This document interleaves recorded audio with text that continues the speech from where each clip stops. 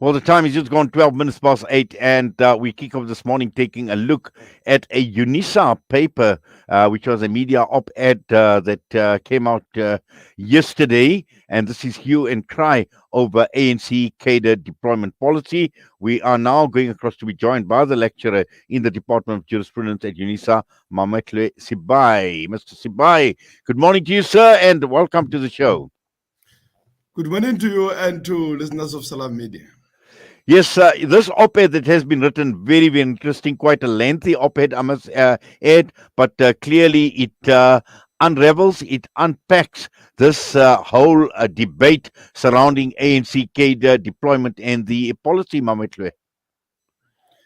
Yes, we obviously take issues as raised in particular by the DA motion in Parliament, as well as its current court litigation. Obviously, as lecturers within the legal department, we began to assess the issue as soon as it entered the legal discourse, with an attempt of the DA to interdict, or rather, to litigate against the ANC in respect of this policy that it blames for the crisis within the public service and everything that follow from that, including the incapacity of the public service to deliver on the most fundamental needs of the working class and the poor in this country. Yes. Now, what I find interesting is what this paper is saying is the problem is not cadre deployment, but a lack of it, and who the ANC is actually deploying. And this is important to understand, because what the paper is saying is the ANC is deploying mediocre opportunists and petty thieves rather than employing the right people. Yes, one has to understand what is a cadre, right? In the lexicon of the movements of the working class globally, a cadre, which, as I point out, etymologically is from an Italian word, quadro, which means a frame, is a very highly trained professional revolutionary, if you like, who represent the highest standards and ideals of the movement committed to revolution. Now, that's not what the ANC is engaged in. The ANC is trying, of course, to create the class of the black capitalist as part of its commitment to an architecture for the maintenance of the neo-colonial and neoliberal capitalism in this country.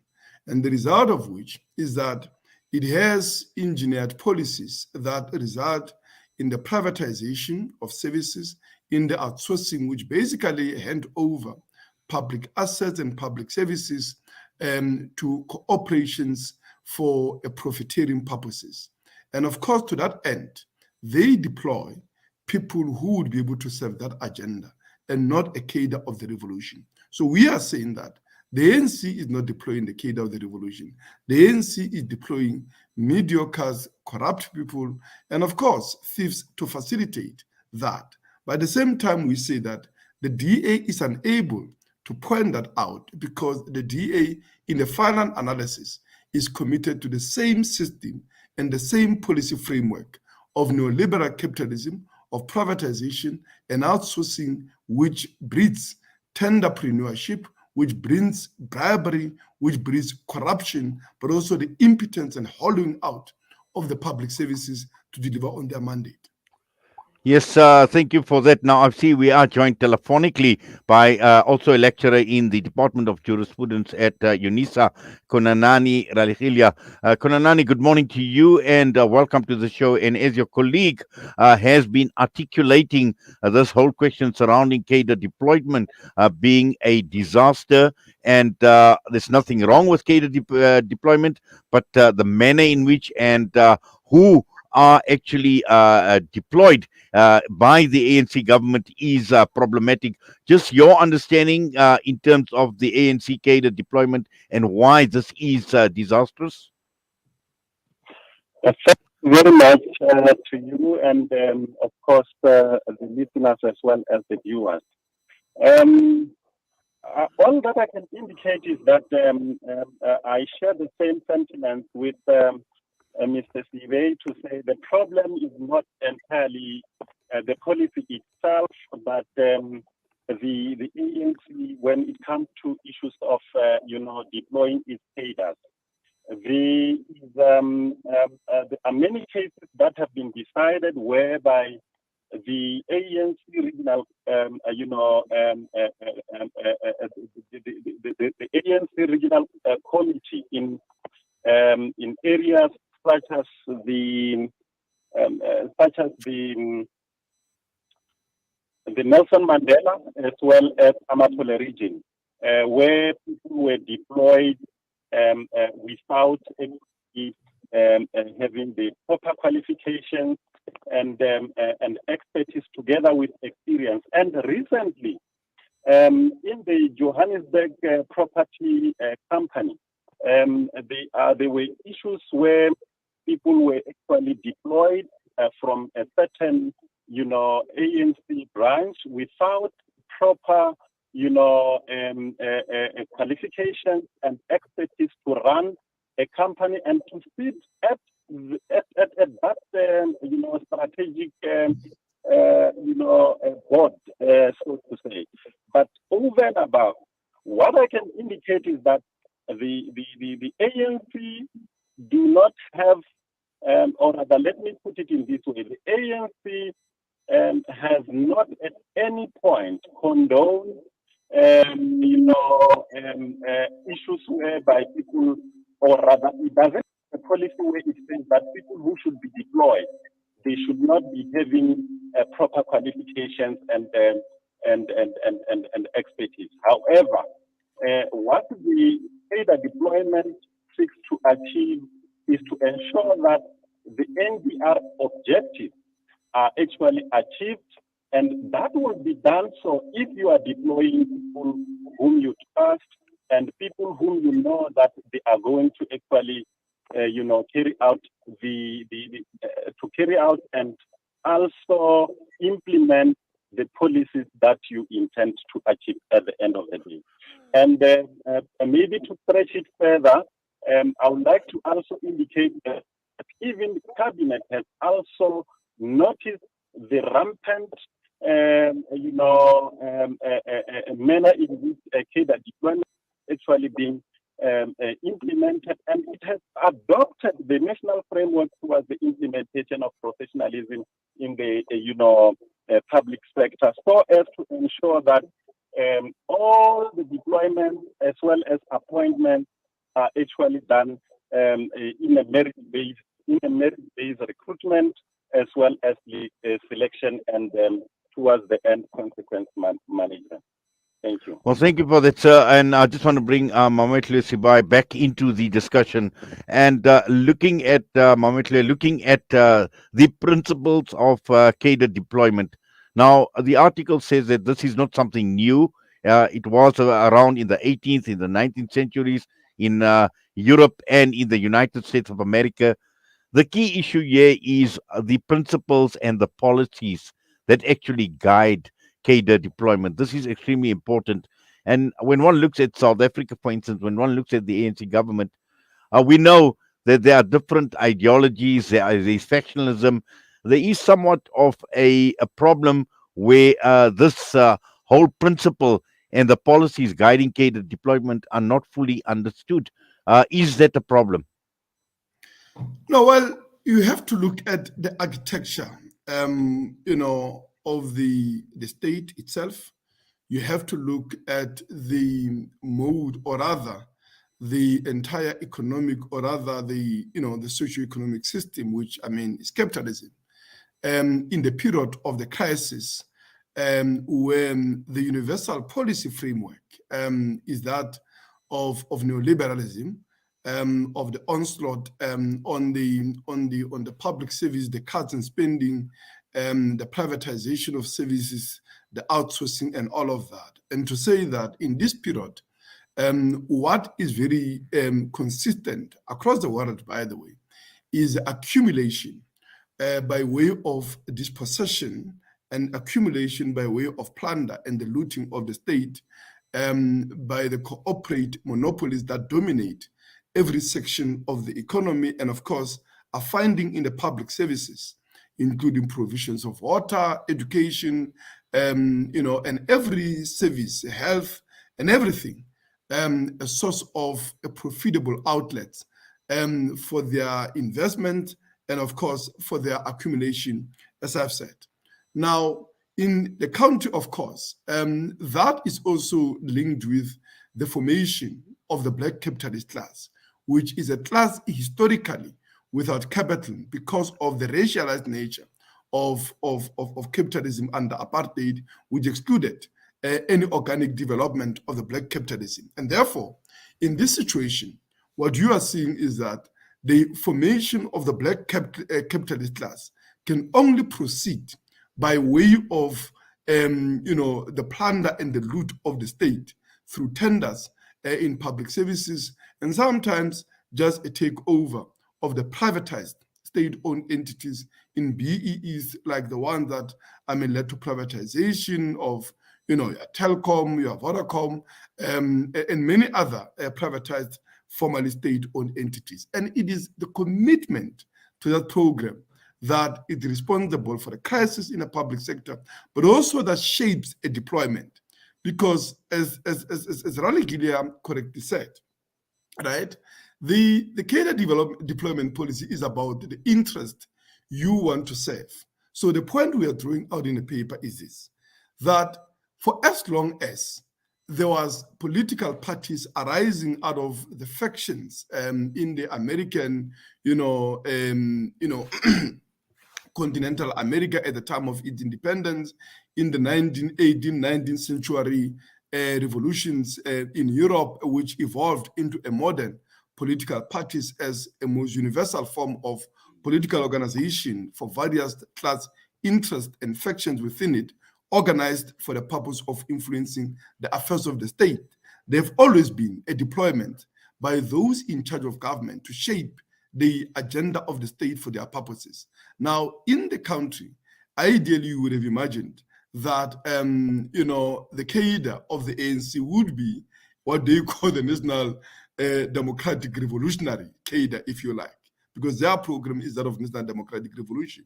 Now, I have issues with that. I have my differences, fundamental ideological differences. But even if you accept that, and if you accept that what this program has translated into government, you would realize that concretely a deployment of the ANC officials at various levels of state power has translated into people who could facilitate tenders and, unfortunately, corruption and mismanagement of public services that comes with it. And I'm saying the DA is being dishonest because it does not represent alternatives from that point of view, to the extent that they are going to end corruption related to tender. It will be because they will be using established companies that have accumulated capital, skills, and competence over years, but that are what? White-owned companies. And you just have to look what's happening in Western Cape, where you have an enclave of still a white-dominated capitalism in the country, 29 years into democracy. Yes, very, very interesting. And just to bring Konanani back into the discussion, and just to add to what Mr. Sebei is saying about the DA misdiagnosing this whole issue surrounding cadre deployment, but also at the same time looking at the DA, this discourse obviously is a false chase, according to the article, and saying that, obviously the DA will do no different compared to the ANC. Yes, I agree with him because the city of Tshwane is a typical example. You will remember that the mayor of the previous mayor of Tshwane, I think it was Randall Williams, when he resigned under a dark cloud which was associated with tenders. And again, I also agree with my colleague, Mr. Sebei, because again, in the city of Tshwane, there were people who were actually appointed without matric, and those people, although they although they were not really appointed as a result of cadre deployment, but it happened under the administration of the DA, which therefore proves that indeed it is the DA is not actually genuine when it comes to this matter. It is also complicit, and it will also do that as and when it takes, let us say, power at the national level. Because even in the Western Cape, you will hardly find, a member of the EFF or ANC member in the senior administrative or bureaucratic administration level of the Western Cape. But over and above, the DA will not actually change. It will actually perpetuate the same, chronism, so to say, as well as the de facto cadre deployment. Because at the heart of it, you will have to appoint people whom you trust and whom you also have the confidence that these are the people who are actually going to implement the policies and the manifesto as cherished in your party line manifesto. Thank you. Well, thank you for that. And just finally, Mametlwe, just your thoughts. Can this policy of cadre deployment be reversed? I think Advocate Raligilia is making a very important point here, and I think it's very profound that you can never have any political faction or party in power that is not really appointing people aligned to their program, to their ideas, and that has been the reality of any change in a political system, whether it's a transition from one system of government, one form of the state to the other, or just a change of a government to another government within the framework of the existing state. Now that just determines the extent and the depth of the patch that actually take place and the substitution. But from when Republican democratic movements in the 17th, 18th, 19th century in America, Europe, and so on, came to power, you would not have expected that those people would be appointing royalists and monarchists in the state who would sabotage their program. And that was true then, and that is true of the modern governments and of the modern states. Now, the issue here, and this is the essence of the problem here is that you have a system of monopoly capitalism where the big corporations control every facet of the economy and every aspect of our lives. And with that, they shape the policies as well as the direction and the program of government. And to that end, any and every faction of the political party that comes into power would want to shape that direction in alignment with its own program and policies to ensure a minimal resistance. So even what the DA call professional, you just have to look at the hypocrisy of the DA, right? These are people that have been removing people within their ranks for fake qualifications and so on. But look at their leader, right? They barely have any of those qualifications. Not just the main leader who, doesn't have a matric. I know that, their leader in parliament, Natasha Mazon and so on. I studied with her at University of Pretoria, and I know that she never completed a law degree, and for some reason, she masquerade as a legal aspect, right? So what they mean by DA, what it means by merit, is merely just that you are white, right? And you look at the way that they speak about the cadre deployment policy. If you listen to them, what they want to do is to entrench the immunity of the bureaucratic apparatus crafted by the apartheid regime from any form of change, regardless of who is in power, whether it's the ANC, which we have already criticized what is the main reason for a crisis with its deployment, and any other political party. As if, you see, It is as if the apartheid deployed people on the basis of merits other than the fact that they were white. That is the most institutionalized system of nepotism and elevation of the white minority as a racial caste. Now, you can't have that.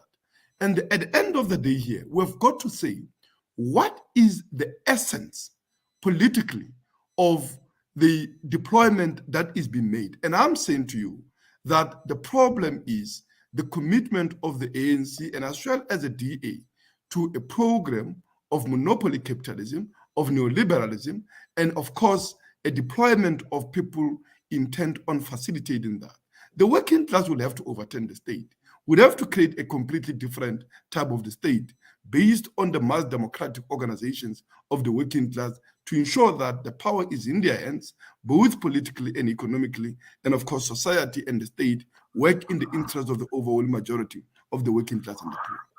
Well, gentlemen, to both of you, Mametlwe, Sebei, and Konanani, Raligilia, we thank you for taking time out this morning right here on Salam Media for your time. All the best to you, both of you. Thank you very much. That was quite an interesting discussion on the ANC Cadre deployment and in terms of it being a disaster, but just unpacking some of the issues that both my guests have actually said are very, very interesting and also looking ahead and at the elections. And let's just see what happens, the outcome of the elections and how this is likely to impact on this policy of Cadre deployment going forward. The time is just headed for 8:32. We've got Zakir Ahmed Mayat will be standing by shortly, a geopolitical analyst looking at Saudi Arabia, the envoy deploying or they are delaying their trip to Masjid al-Aqsa.